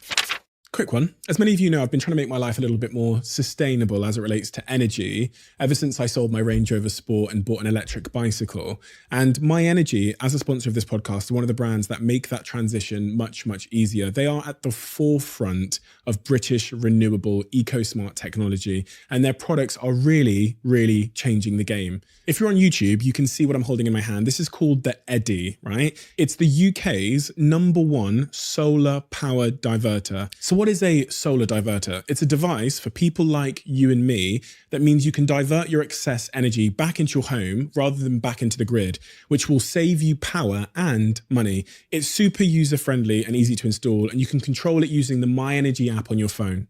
To find out more about this product and more products like it that will help you make that sustainable transition, head over to myenergy.com and I highly recommend you check out the Eddy. It's a real game changer of a product and one that I'm going to be installing in my home soon. Over the years, I've tried to kind of simplify what happiness is, and I sit here with my guests, and Mo Gadat was great at that as well. Oh yeah, of course. He's unbelievable at kind of the concept of happiness. What are the kind of simple fundamentals that Jay Shetty requires in his life to live a happy life? I'm going to use the word happy. I know it's a shitty word in many respects, but I just want to use that as the word. Yeah, I'd say that I look at happiness as daily habits and then deeper purpose. So there's things you can do daily that keep that happiness kind of moving and feel it's growing. And then there's almost the objective, the compass, the reason why you live and why you exist. And for me, it's been really clear that finding your passion and using it in the service of others is what creates the greatest, deepest happiness. When you find what you love, what you excel at, what you're brilliant at, and then you can actually use that to improve people's lives. And you can use that skill, that passion, that energy to make a difference in someone's life. There is no better feeling than that. And what I find is I meet a lot of people who've mastered their passion, but not for service. They mastered it for business. They mastered it for money. They mastered it for success. And they have all of that, but they haven't got the service element in their life. They don't understand how to use their passion for a purpose. And so they feel unequipped. And then I know lots of people who are trying to serve, who are trying to make a difference, who are trying to do charity work. They're trying to do all this good work. And they feel good about it, but they still don't feel fulfilled because they're missing, what is my special role? Like, what's my position? What's my offering in this space? You kind of get lost after a while. And so to me, happiness is where both come together, where it's like, I know what I love and what makes me happy. And when I do that for others to improve their lives, it makes them happy. So if you can do what makes you happy and do it for others and it makes them happy, that's going to give you happiness. And I have tested that principle time and time again with clients, with friends, with family, with myself. And I've seen it to be true again and again and again. But that's that bigger happiness piece. Let's go to the daily habits, like the daily stuff. And I want to try and avoid the stuff that I think people have heard and people have probably come across before in many different places. Maybe I've spoken about them, maybe other people have. But one of the biggest ones for me is I read a book a few years ago about flow state. And that book really transformed how I felt about things. And it talks about how being in flow is the intersection where your skills and your challenge match. So if your skills are higher than your challenge, you'll feel bored, lethargic, and maybe feel stuck. But if your challenge is greater than your skills, you feel overwhelmed, potentially depressed, and disconnected and disappointed. So most of us are living in one of those discrepancies. And I find on a daily basis, I'm playing around with that equation for happiness, because that flow state of when you know you have a skill and your challenge is met, and even if you lose, you still get such a joy out of it because you know that you're still working in the right direction. And I think that is an underplayed part of happiness because it doesn't sound like something predictable or obvious, because people go, well, that's achievement, that's ambition. It's actually not. It's just saying, for most people, it's either or. Their challenges are greater than their skill or their skill is greater than their challenge. So I would ask everyone to say, look at your life. Do you need to improve your skills or do you need to broaden your challenge? Is this a year of expanding your challenges or is this a year of broadening your skills? And I promise you, if you start with that, you're going to get so busy and active changing one of those, that happiness is going to naturally flow. This comes into a little model I created of creating happiness for my year. And that one sits in one of them. So I'll explain which one it's in. I believe that to create happiness day to day in 1 year, in 1 month, in a week, you have to have 3 things. You have to learn something every year. You have to launch something every year. And you have to love something every year. And that's how I've lived for the last 3 to 5 years. Every year I'm learning something, every year I'm launching something, and every year I'm loving something.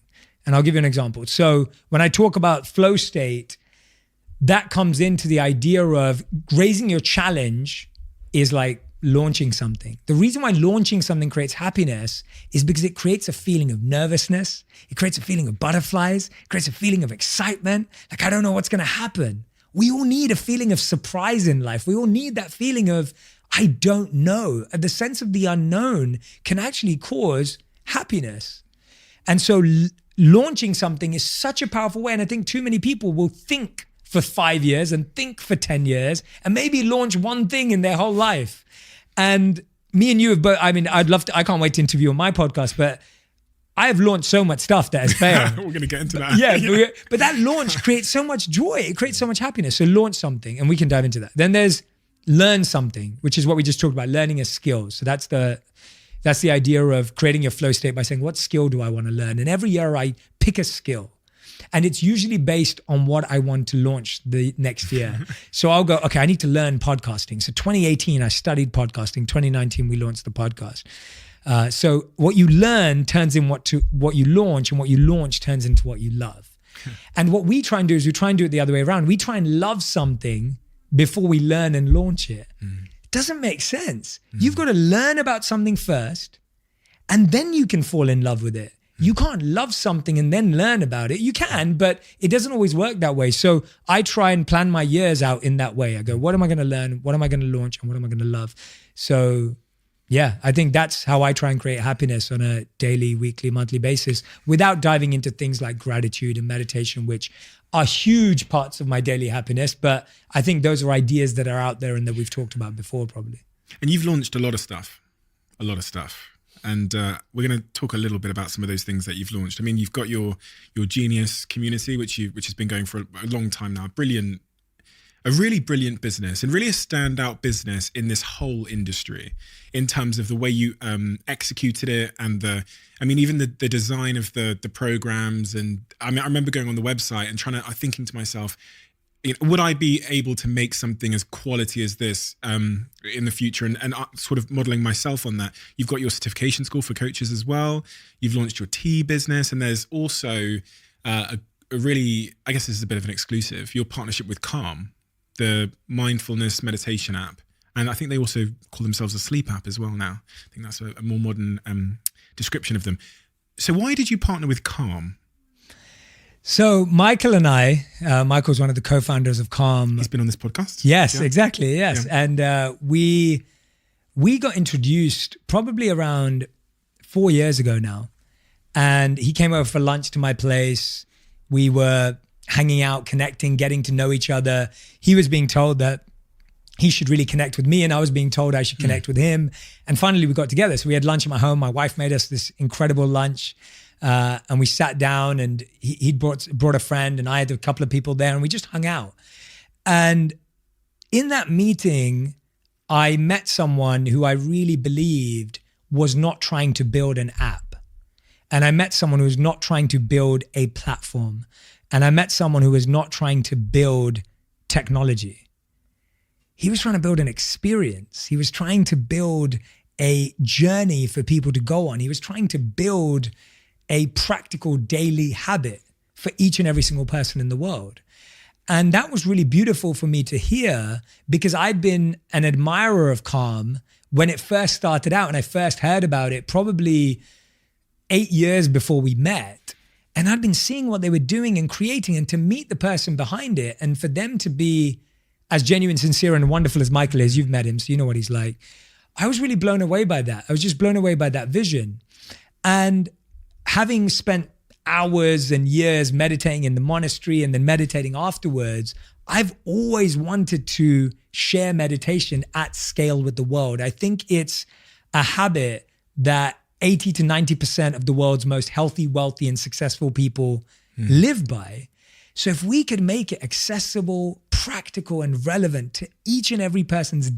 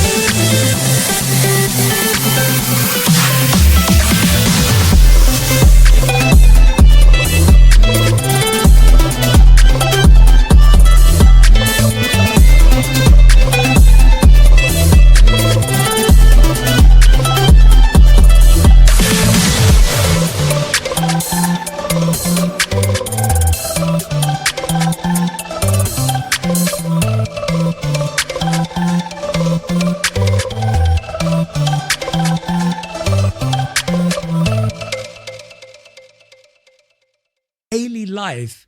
Can you imagine the transformation that they'll have?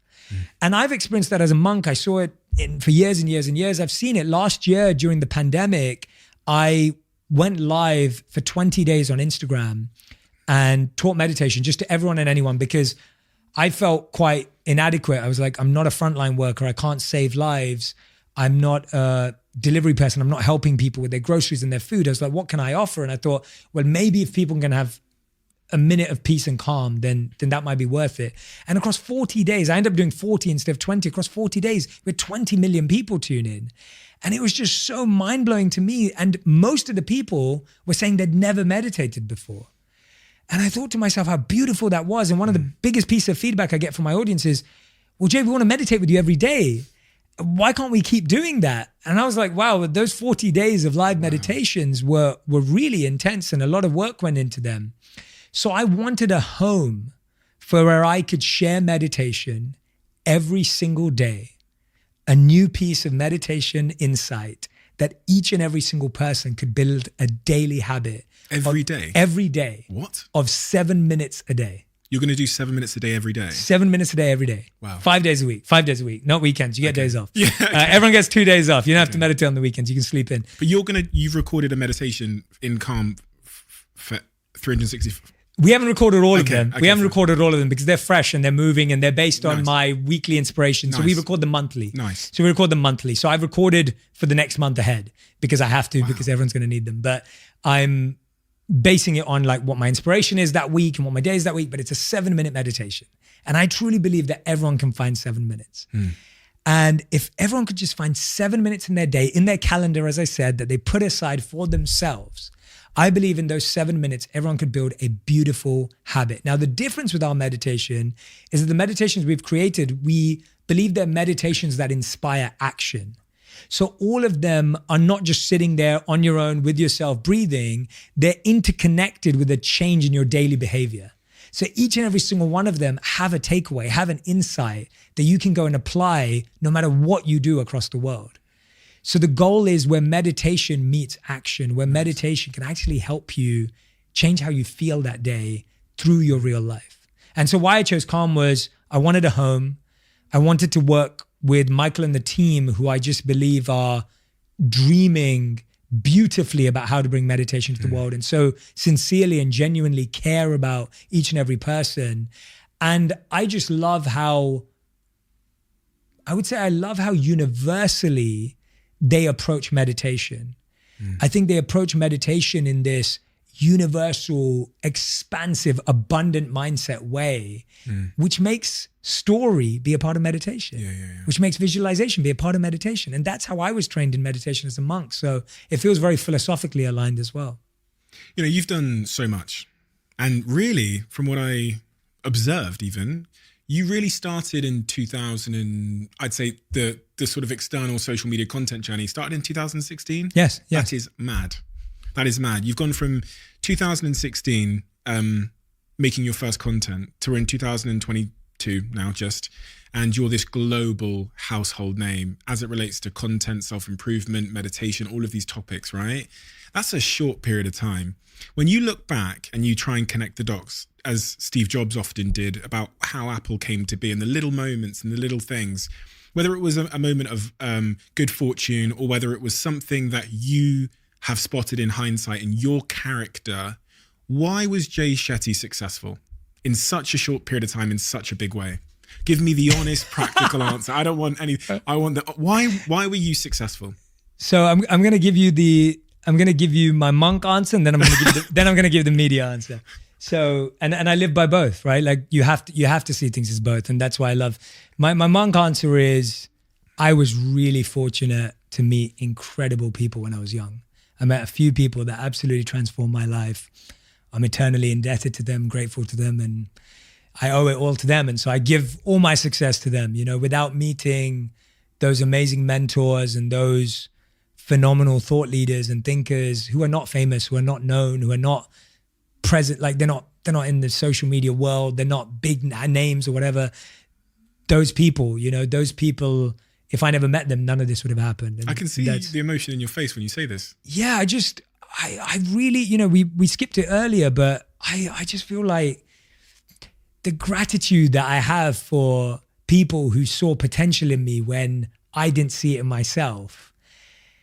that is just the greatest gift you can give to someone. Like I today have self-awareness and I have confidence and I know who I am. And I wasn't always like that. Like there were tons of years where I was insecure and, you know, I was bullied for being overweight and I was bullied for being the only Indian at school. And there was so much like baggage to do with just my body, how language I used and all this kind of stuff. And to have someone notice that you may have something, I mean, you've had that, and that is just, you like honor that person for the rest of your life. And the best thing is those people don't even want it. So, you know, the best thing about all of this is the people there are not going, oh yeah, we did that. They're actually saying, no, it's not us, like it's you. And I think that's the beauty of that. So I have to say that it's important that I share that answer, not because I'm trying to give a more strategic answer, but I think it's important because it is a big part of it. And so that would be the monks that I met, it would be the coaches that I met, the guides that I met. Looking at it from a very practical, strategic standpoint, shifting now, my parents forced me to go to public speaking and drama school when I was 11 years old. And I really didn't want to go because I was shy, I was unconfident, I was insecure about being on stage or being in a public setting. I actually loved acting growing up. I really enjoyed acting and doing theater and things like that, where I was playing another character. But being myself on stage, that was the last thing I wanted to do. And my parents saw that, and they saw that as something that I should work on. So they forced me and my school to enroll me in a public speaking course.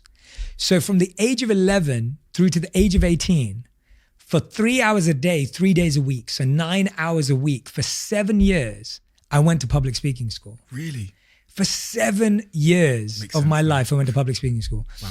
So when I look back at my ability to communicate, my ability to understand ideas, and by the way, public speaking school is examination based too. So we had exams where they would give you a topic 15 minutes before.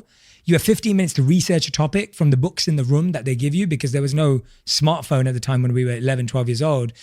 And you'd have to create a speech in 15 minutes about that subject from the books that were in the room. You had to read from a book that you'd never read before. They'd pick a random page and they'd ask you to read it out. So the examination of a public, and this was at the London Academy of Music, Drama and Arts. It's called LAMDA. And that's where I studied for 7 years. So that's a very strategic skill set that I had the time to develop thanks to my parents. You know, like without my parents, none of that would have ever happened. And I think that's a big part of why people hopefully appreciate how I communicate ideas, because I've spent a lot of time understanding communication. But when I was 18, I had nothing to talk about. So even though I had all these tools and skills, I didn't really use them because I didn't care about anything. So sure, I gave a good presentation at university and work experience and an internship, but it was never something that brought me to life.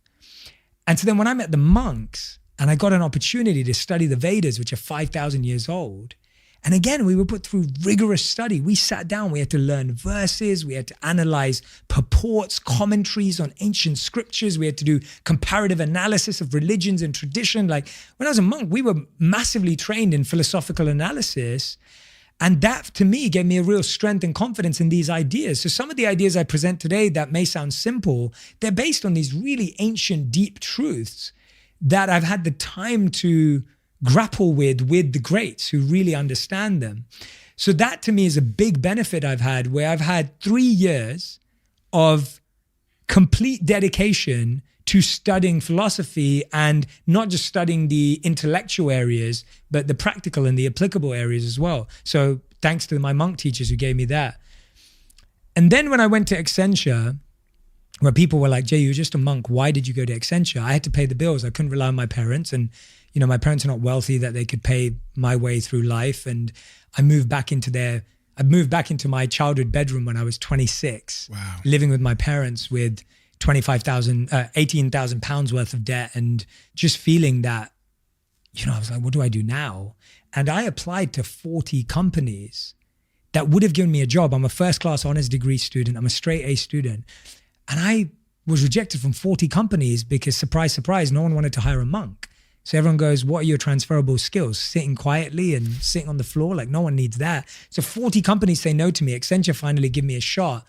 And I meet someone called Thomas Power. And Thomas Power, I don't know if you ever met him actually. He's London based. He started up like an early LinkedIn kind of version called Academy. And he's very networked in London in the business space. Definitely want to introduce you guys. He's awesome. And he was brought in by Accenture to train us in social media. and train us in this new wave of this new thing that was happening. And it's really interesting because we've talked about it, me and him, many times. I'm going to have him on my podcast soon.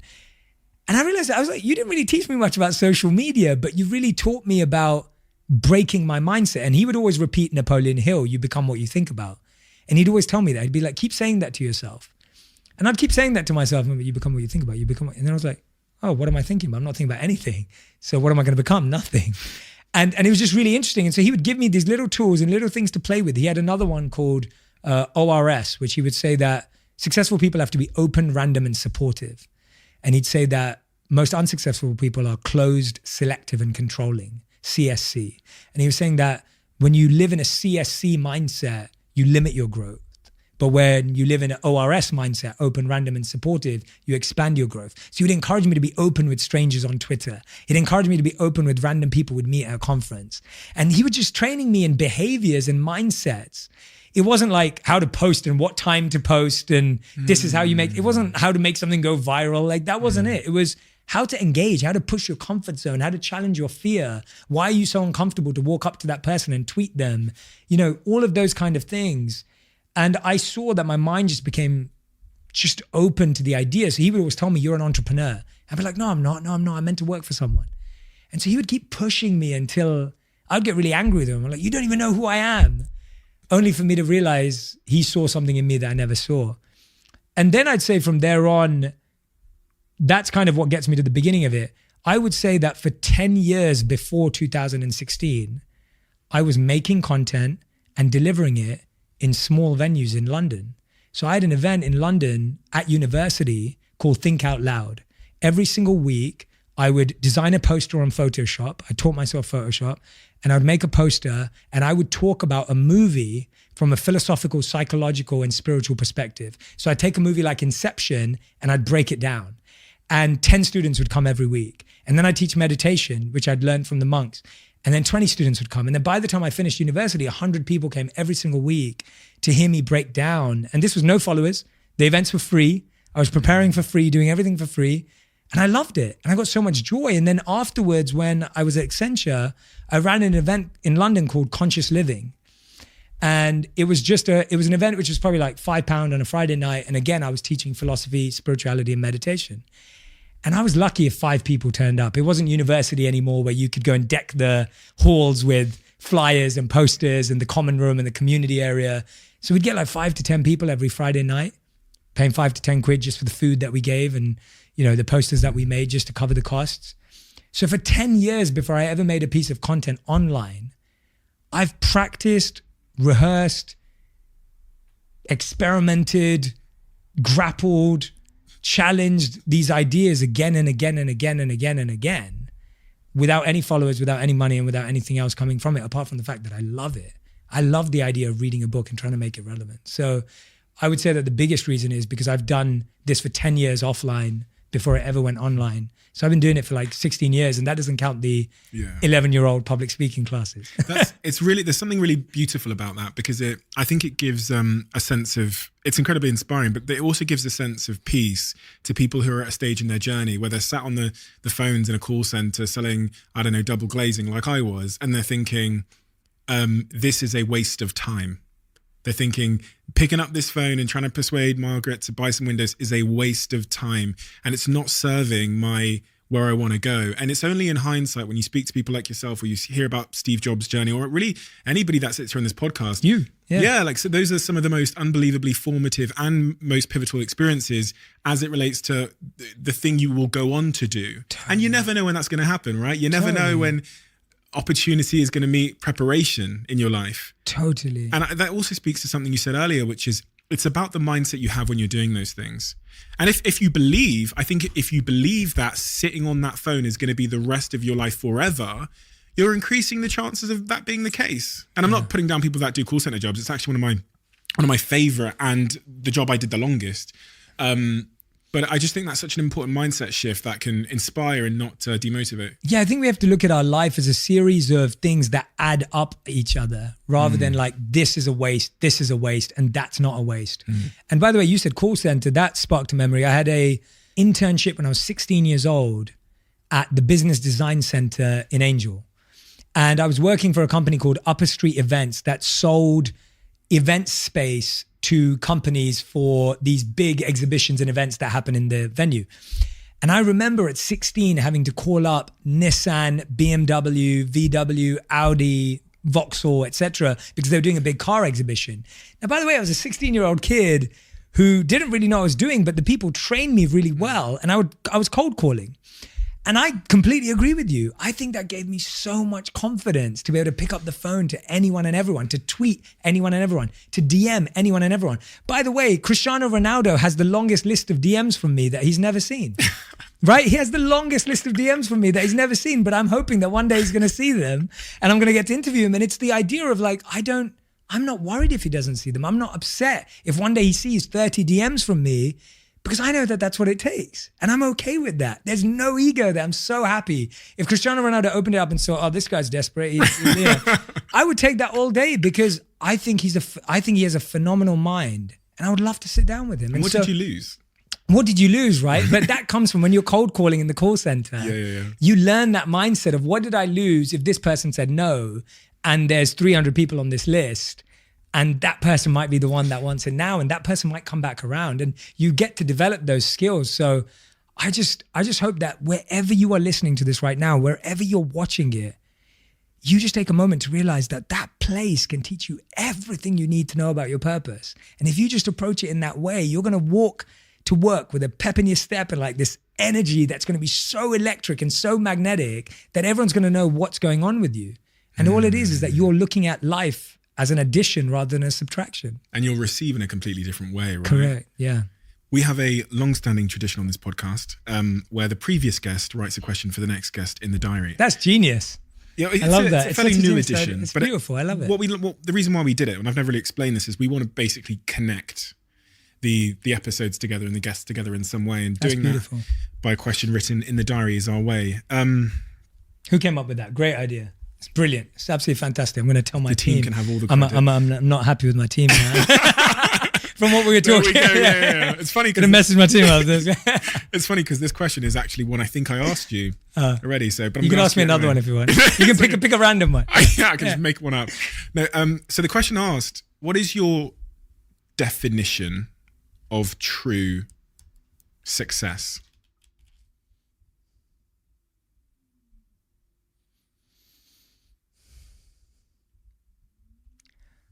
I'd say my definition of true success is that there are 4 important decisions we make in our life. Mm-hmm. And if you can make every decision intentionally with the desire to learn and serve, then that's all you can do. So the 4 most important decisions we make in our life are, how do I feel about myself? What do I do for money? Who do I give my love to? And how do I serve others? And if you spend your life focusing on intentionally making those choices, then your life is a success. Because all you can do is try to live intentionally and try to hope that it helps other people. Amen. Listen, Jay, I can't thank you enough for coming here and doing this. I know you are a very in-demand, very, very successful man who's only in the UK for a short period of time. So it was a true honor that you would come here and sit with me and have this conversation. For me, you've been a real role model in many, many ways. And, you know, you've led the way in the content, the self-development, the helping people change their lives domain, especially as someone that comes from the same country as me for the longest time. So I've always looked to you for the last, 7 years since I've started doing this. And I think your success has propelled and enabled mine from a point of inspiration, but also from giving me a blueprint on how to serve. So I've never got to say that to you before, but I really want to say thank you, because that's, you've helped. You're probably the reason I get to help people as well in my own way. So that means, it means a ton to me that you would come here and sit with me. And just want to say thank you. That is probably one of the most humbling things anyone's ever said to me, because I'm a huge fan of the podcast. I think you do an incredible job. And I think you have some amazing guests that I've never sat down with, or, may not be in my radar or radius. And you've shared things with them that have just been phenomenal. And so when I'm listening and watching, I went to get my haircut. I was talking to my hairdresser about you. And I was like, I'm going on this podcast tomorrow. And he listens to you as well and knows who you are. And And I was just like, yeah. And the easiest thing that came back to me was just, yeah, Stephen's a really nice guy. Like, he's really down to earth. He's really humble. And I find that phenomenal because of your age, because of what you've achieved. I've never felt like even a drop of ego around you. And whether that's in your online presence, whether that's when we met in New York, whether that's on Twitter all those years ago, whether it's today, before we were on cameras. And I really appreciate that. I think as monks, we were trained that the most admirable quality in a human is humility. Like that was seen as like if we could say that in the material world, the highest thing about someone is whatever it is, the currency in monk life was humility. And so when I meet people who have humility, I really, they're like the people that I get drawn to the most. And you just have it in bags full. And I just think you're going to go off and do even more incredible, successful, phenomenal things for the world. And I'm excited to watch. I'm excited to be a fan, a friend, and hopefully we get to do stuff together too. But this was beautiful, man. Thank you so much. Honestly. Thank you for having me. I wanted to come on. So this is beautiful. This is brilliant. I hope we do it more, and I can't wait to have you on. I'm very excited. Your way, so now that you're coming to LA, we're gonna have you on. It's gonna be amazing. Thanks, man. I appreciate it.